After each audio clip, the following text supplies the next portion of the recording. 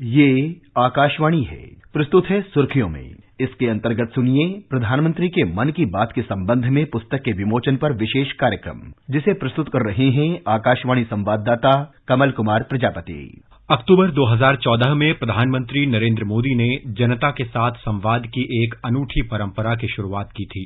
भारत जैसे एक विशाल जनतंत्र में ये पहली बार हुआ कि देश के प्रधानमंत्री हर महीने के आखिरी रविवार सीधे जनता से जुड़ते हैं।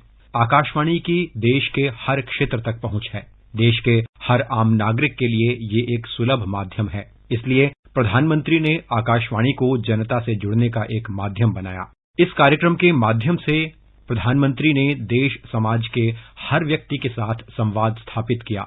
उन्होंने देश के भविष्य, बच्चों के अंदर रचनात्मक सोच को बढ़ावा देने के बारे में कई बार कहा।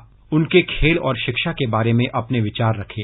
राष्ट्र के योगदान में युवाओं को लेकर तो हमेशा ही मन की बात में उनका फोकस रहता है। महिलाओं के सशक्तिकरण को लेकर भी समय समय पर प्रधानमंत्री ने जोर दिया है। कई अवसरों पर प्रधानमंत्री ने आज की पीढ़ी को बुजुर्गों के अनुभव से सीखने के बारे में कहा है।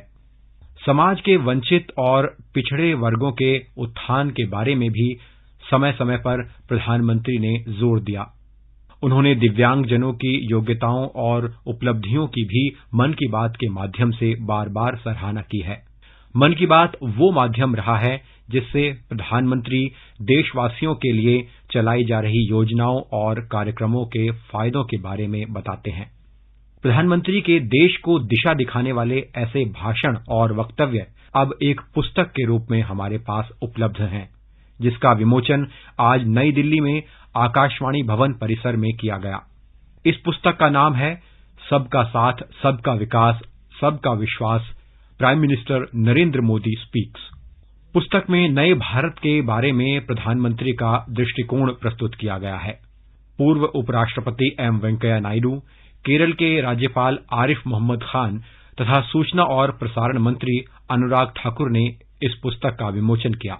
समारोह में सूचना और प्रसारण सचिव अपूर्व चंद्र, प्रसार भारती के मुख्य कार्यकारी अधिकारी मयंक अग्रवाल, आकाशवाणी समाचार की महानिदेशक डॉक्टर वसुधा गुप्ता, प्रकाशन विभाग की महानिदेशक मोनी दीपा मुखर्जी और मंत्रालय के अन्य वरिष्ठ अधिकारी उपस्थित थे। प्रधानमंत्री नरेंद्र मोदी के दूसरे कार्यकाल के पहले वर्ष के चुनिंदा भाषणों का इस पुस्तक में संकलन है। ये पुस्तक इस बात को दर्शाती है कि किस तरह नए भारत के निर्माण के लिए लोगों की आशाओं और आकांक्षाओं को पूरा किया जा सकता है। ये पुस्तक बताती है देश के विकास के लक्ष्य जन भागीदारी से प्राप्त किए जा सकते हैं। इस पुस्तक में नए और सक्षम भारत के बारे में प्रधानमंत्री के मन की बात में कहे गए वक्तव्यों का संकलन है। आत्मनिर्भर और सक्षम भारत के लिए ऐसी चुनौतियों को अवसरों में बदला जा सकता है, इस बात को भी ये पुस्तक प्रस्तुत करती है। पुस्तक में प्रधानमंत्री के मई 2019 से मई 2020 के बीच दिए गए 86 भाषणों का संकलन है। इन भाषणों को 10 विषयों के अंतर्गत रखा गया है। ये विषय हैं आत्मनिर्भर भारत और अर्थव्यवस्था, पीपल फर्स्ट गवर्नेंस, कोविड-19 मुक्ति का संघर्ष, उदयमान भारत, जय किसान, टेक इंडिया, न्यू इंडिया, हरित भारत, ओजस्वी भारत, स्वच्छ भारत, स्वस्थ भारत, सक्षम भारत, शाश्वत भारत, आधुनिक भारत, मन की बात। हिंदी और अंग्रेजी में प्रकाशित ये पुस्तक प्रकाशन विभाग के बिक्री काउंटर और सूचना भवन की पुस्तक दीर्घा में उपलब्ध रहेगी।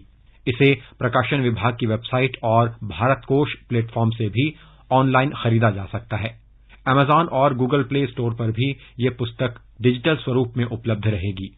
इस अवसर पर पूर्व उपराष्ट्रपति वेंकैया नायडू ने कहा कि मई 2019 से मई 2020 तक के प्रधानमंत्री के चुनिंदा भाषणों पर आधारित इस पुस्तक में मोदी सरकार के विचार, संकल्प और निर्णय लेने की प्रतिबद्धता प्रस्तुत की गई है।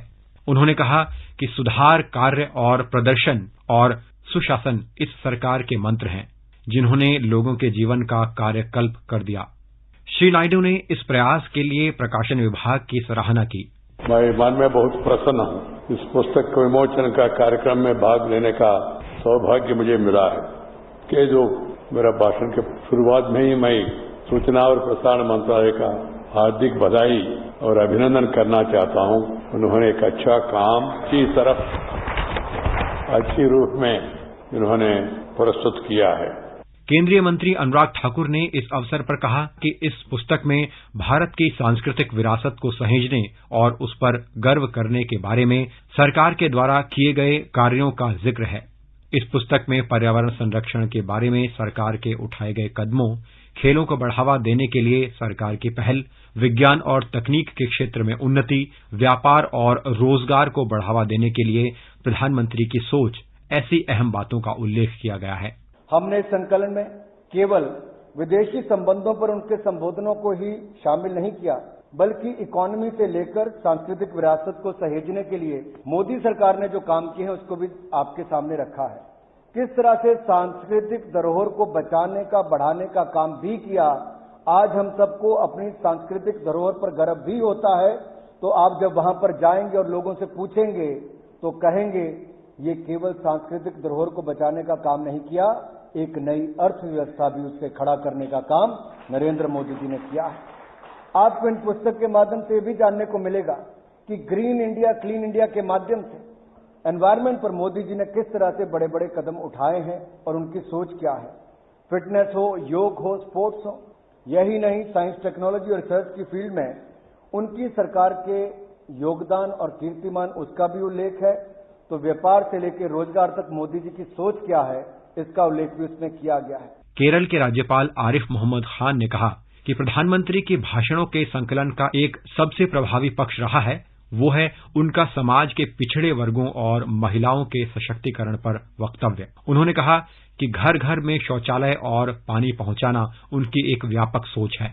उन्होंने कहा कि प्रधानमंत्री नरेंद्र मोदी ने तुरंत 3 तलाक की प्रथा को समाप्त करने के लिए ऐतिहासिक कदम उठाया। माननीय प्रधानमंत्री की महिलाओं के सशक्तिकरण के बारे में चिंता, कमजोर वर्गों के बारे में चिंता, मार्जिनलाइज्ड वर्गों के बारे में चिंता, ये पूरी किताब में बहुत शक्तिशाली रूप से उभरती है ये चिंता। तो मैं देख रहा था उसमें कि माननीय प्रधानमंत्री जी ने उनका उद्धरण दिया है और कहा है कि भारत की महिलाओं के सामने 2 सबसे बड़ी समस्याएं हैं जिनका तत्काल समाधान होना चाहिए, और वो 2 समस्याएं हैं घर में शौचालय का न होना और पानी की उपलब्धता न होना। ये 2 बड़ी समस्याएं हैं जिनको युद्ध स्तर पर तत्काल जिनके समाधान की आवश्यकता है।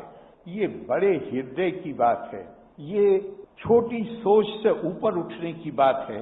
ये काम हुआ है पिछले 8 साल में।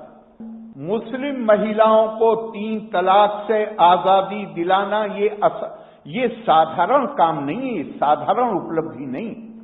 लेकिन आज से 100 साल के बाद जब राजनीतिक और सामाजिक विश्लेषक, अनुसंधानकर्ता इसका विश्लेषण करेंगे तो मुस्लिम महिलाओं को मुक्ति दिलाने वाले के नाम से नरेंद्र मोदी जी को याद किया जाएगा। मन की बात का माध्यम प्रधानमंत्री और जनता के बीच एक कड़ी बनकर उभरा है। अपने मन की बात के संस्करण से पहले विषयों को लेकर प्रधानमंत्री देशवासियों से सुझाव आमंत्रित करते हैं।